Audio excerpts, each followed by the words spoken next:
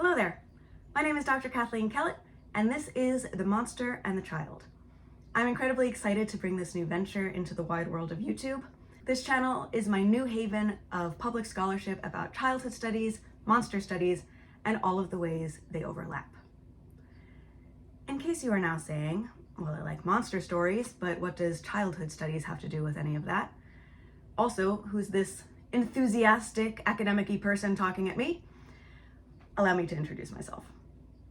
I completed my PhD in childhood studies at Rutgers University Camden in 2023.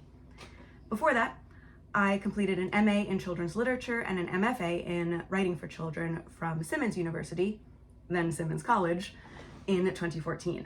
Moving from children's lit to childhood studies was not actually the hard pivot that a lot of people assume it is. This is because, in the United States at least, which is where I'm based, most people don't really know what childhood studies is.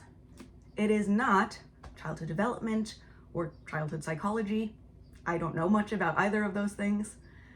Instead, childhood studies is what happens when sociologists, anthropologists, and other social scientists start to say, hey, maybe we should study how cultures make meaning out of childhood as a social concept and category.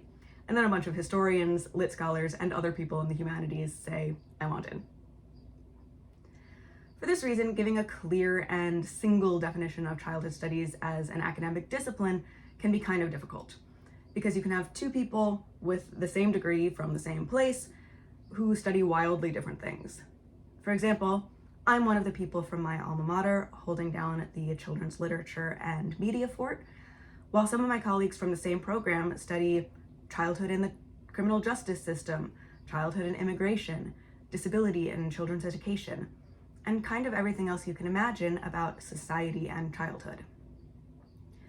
But since baseline definitions are generally useful, what I typically tell people is that childhood studies is the study of social constructions of childhood. That is, cultural ideas and beliefs about what childhood means, and how those social constructions then shape the lived experiences of actual kids across history and throughout the cultures of the world.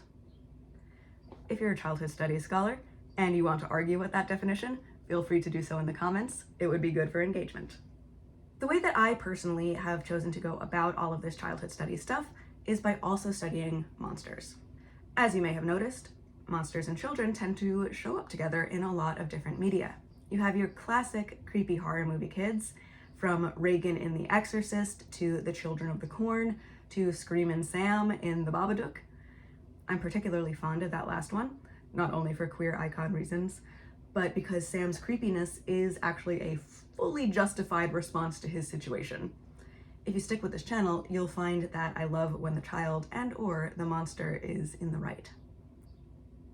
Monsters also show up in plenty of media for children from the earliest ages. See your furry pal Grover or The Wild Things. I'm interested in and will talk about all of these things, but my most particular area of study is monstrosity in adolescent literature and media. I research the ways in which monsters and monstrosity are used as political metaphors in young adult literature and other forms of fiction, and what these metaphors say about A, how we define humanity versus monstrosity, B, how adults, overwhelmingly the writers and publishers of YA Lit, interpret the political orientations and needs of teenagers, and, as much as possible, C, what real teen readers think about all of this. I'm not breaking new ground by saying that monsters are frequently used as metaphors for marginalized identities. This can be for better or worse. Sometimes these depictions are meant to reinforce marginalization, and in fact, that makes up a lot of monster history. But in a lot of contemporary YA, the intention is to present monstrosity as something that marginalized young people can identify with and even potentially find empowering. I like to investigate the embedded assumptions, blind spots, biases, and creative potentials of these metaphors as they appear in different forms of youth media. So that's my general deal as a scholar, and that brings me to what I hope to do with this channel. I believe that now more than ever, public scholarship is really important. Higher ed is currently under pretty heavy attack in the United States, The humanities in particular are suffering, as we currently have a Department of Education that sees education only as direct professional training. And of course, there are huge pressures right now to rid schools of diversity, equity, and inclusion. Recent executive orders about education, both at a K through 12 level and in higher ed, censure teaching about race and racism and gender and sexuality. Also, see the book ban epidemic in the United States. And links to all of the sources that I am displaying and citing will be in the description below. Now, luckily, there are plenty of educators in all levels of schooling, including myself, who saw those orders, said no, and continued to teach our subjects properly. That is, backed by rigorous theory and evidence-based research. But I believe that understanding this intense battle over education requires understanding social constructions of childhood, our expectations and beliefs and identities surrounding the roles that children play in society. It also requires understanding the way childhood intersects with other identities, such as race, gender, and sexuality, and what that means for different demographics of children and how they're treated. And it also requires understanding the way people place boundaries around our definitions of what it means to be a good person or even just a human. And a great way to explore that is by looking at humanity's antagonistic opposite, monstrosity. But not a lot of people study that stuff, at least not in my country, where childhood studies is not as established as it is in other Anglophone nations. Also, a lot of US-based schools and departments are currently struggling due to loss of funding, loss of international students, and other ongoing challenges and restrictions. Add that to the internal expensiveness of American education, and you wind up with a situation where accessing formal schooling becomes more and more difficult for more and more people. So that's why I am jumping into this public scholarship space, because I believe that scholarly analysis of childhood, media, politics, and monsters should be able to reach as many people as possible.